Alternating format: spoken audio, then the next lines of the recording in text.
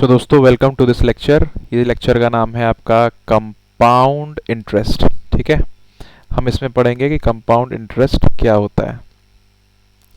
सो compound interest को समझने से पहले आप अगर ये जानते हो कि आपका सिंपल इंटरेस्ट क्या होता है, तो आपके लिए जानना और सिंपल हो जाएगा कि कंपाउंड इंटरेस्ट क्या होता है।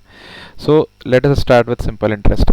सिंपल इंटरेस्ट में कुछ नहीं होता है कि जैसे मान लीजिए अगर आपने 100 रुपये किसी को उधार पे दिए और आपने बोला कि मैं 10% ब्याज के हिसाब से, मैं यहाँ पे जो भी बात करूँगा वो महीने के हिसाब से करूँगा कि 10% आप महीने का ब्याज ले रहे हो, ताकि आपको थोड़ी प्रैक्टिकल लाइफ की सिचुएशन लगे कि आपने 100 रुपये किसी को उधार दिए, अपने दोस्त को बोला कि मैं 10% का ब्याज लूंगा। ठीक है, सो वो जो इंटरेस्ट है, तो 100 रुपये का 10% कितना हो जाएगा, that will amount to 10 rupees. ठीक है, तो वो 10 रुपये आप इंटरेस्ट लोगे पहले महीने का। ठीक है, कंपाउंड इंटरेस्ट में क्या होता है, कंपाउंड इंटरेस्ट में भी पहला महीना जो होगा ना वो सिंपल इंटरेस्ट की तरह ही काम करेगा। ठीक है, 100 रुपये दिए, 10% इंटरेस्ट लिया, that amounts to ₹10 of interest. ठीक है, इंटरेस्ट आपका 10 रुपीज़ रहा। लेकिन कहानी कहाँ से चेंज होती है, कहानी यहीं से चेंज हो जाती है आपकी।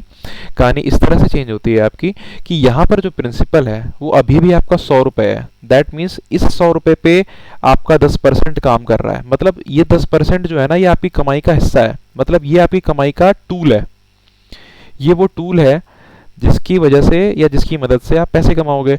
बट वो जो टूल है, वो जो लग रहा है, उसका जो बेस है वो अभी भी 100 रुपये है। लेकिन कंपाउंड इंटरेस्ट में क्या होगा कि वो जो बेस है ना वो बड़ा हो जाएगा। ठीक है, दैट मीन्स एक तरह से कह सकते हैं कि अगर आप कहीं तेल का कुआं खोदने जा रहे हो, तो जिस कुएं को खोद रहे हो उसमें तेल ज़्यादा हो गया। ठीक है, तो कहने का मतलब है कि अगर आपने 100 रुपये आपका प्रिंसिपल था, 10% आपने पहले महीने में ब्याज लिया और आपको 10 रुपये आपने कमा लिए, या 10 रुपये आपका ब्याज बनता है, तो आपका जो टोटल अमाउंट हो जाएगा वो 110 रुपये हो जाएगा। दैट मीन्स ये जो बेस है वो बड़ा हो गया। यहाँ पे आप, मैं मान के चल रहा हूँ कि आपको अभी पैसे उसने वापस नहीं करे हैं।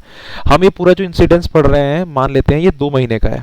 ठीक है, ये आपका 2 महीने पूरा चलेगा, क्योंकि अगर मैं 1 महीने में रखूंगा तो आप 1 महीने की अगर हम बात करते हैं तो आपको सिंपल इंटरेस्ट और कंपाउंड इंटरेस्ट में फ़र्क नहीं पता चलेगा। ठीक है, या 1 साल की बात करेंगे तो सिंपल इंटरेस्ट और कंपाउंड इंटरेस्ट में फ़र्क पता नहीं चलेगा, डिपेंडिंग ऑन आपने रेट पर एनम ले रहे हो या पर मंथ ले रहे हो। ठीक है, तो यहाँ मैंने पर मंथ ले रखा है, तो पर मंथ के बेसिस पे पहले महीने में कंपाउंड इंटरेस्ट और सिंपल इंटरेस्ट में कोई फ़र्क पता नहीं लगेगा। अब यहाँ दूसरे महीने पे चलते हैं, तो दूसरे महीने में भी सिंपल इंटरेस्ट के केस में आपका जो प्रिंसिपल रहेगा वो 100 रुपये रहेगा।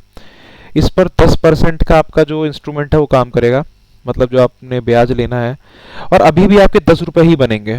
ठीक है, देख रहे हो अर्निंग जो है आपकी, जो आपने पैसे दे के पैसा कमा रहे हो वो भी कांस्टेंट है आपकी।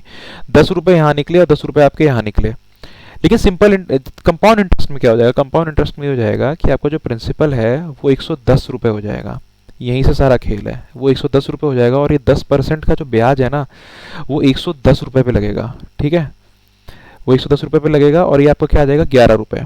ठीक है, तो जो चीज़ आपकी 10 रुपये जनरेट कर रही थी वो कंपाउंड इंटरेस्ट में आने के बाद 11 रुपये जनरेट कर रही है। और ये चीज़ ना, जितना आप समय में आगे बढ़ते चले जाओगे, ये डिफरेंस उतना ही बड़ा होता चला जाएगा। ठीक है, इसी वजह से आप कंपाउंड इंटरेस्ट को 8th वंडर ऑफ वर्ल्ड भी बोलते हो। तो आपने देखा कि यहाँ पर जो केस फर्स्ट था जिसमें आपने सिंपल इंटरेस्ट की बात कर रहे हो, तो 2 महीने के बाद आपके बनते थे 100 रुपये आपका मूलधन या प्रिंसिपल, और 10-10 रुपये के 2 महीने के आपके इंटरेस्ट, तो 120 रुपये। लेकिन अगर आप कंपाउंड इंटरेस्ट की बात करें तो पहले महीने का 100 रुपये जो आपका प्रिंसिपल है उस पर पहले महीने का इंटरेस्ट 10 रुपये और दूसरे महीने का 11 रुपये, इट बिकम्स 121 रुपीज़। तो आप देख रहे हो क्लियरली कि compound interest is winning over simple interest. This is what the basic difference between simple interest and compound interest is. Compound interest और सिंपल इंटरेस्ट में बस इतना ही फर्क है कि कंपाउंड इंटरेस्ट में आपका प्रिंसिपल जो होता है वो बड़ा होता रहता है टिल द मैच्योरिटी। ठीक है, मतलब अगर आपने 10% पर एनम, अभी मैं 1 साल के इंटरेस्ट की बात करूंगा, पर एनम रखा है, और आप 10 साल के लिए आपने किसी को दिया है, तो 10 साल तक जितना भी आपको इंटरेस्ट जनरेट होगा ना वो प्रिंसिपल में जुड़ता रहेगा, और उस पर आपका नेक्स्ट इंटरेस्ट कैलकुलेट होगा। सो आप जानते हैं कि पैसे अगर आपको किसी को देने हो, मतलब इंटरेस्ट खाना हो, अगर हम देसी भाषा में बात करें, तो आपके लिए कंपाउंड इंटरेस्ट फायदेमंद है। लेकिन जब देने की बात है, मतलब आपको किसी से पैसे उधार लेने हो, तो आपके लिए सिंपल इंटरेस्ट फायदेमंद है। आई होप इतना आपको समझ में आ गया होगा। आगे हम लोग इसके थोड़े सिंपल फॉर्मूले से शुरुआत करेंगे, और फिर हम लोग कॉम्प्लेक्सिटी की तरफ बढ़ेंगे और देखेंगे कि ये इस तरह के सवाल हम लोग कॉम्पिटिशन्स में कैसे सॉल्व करते हैं। Thank you very much.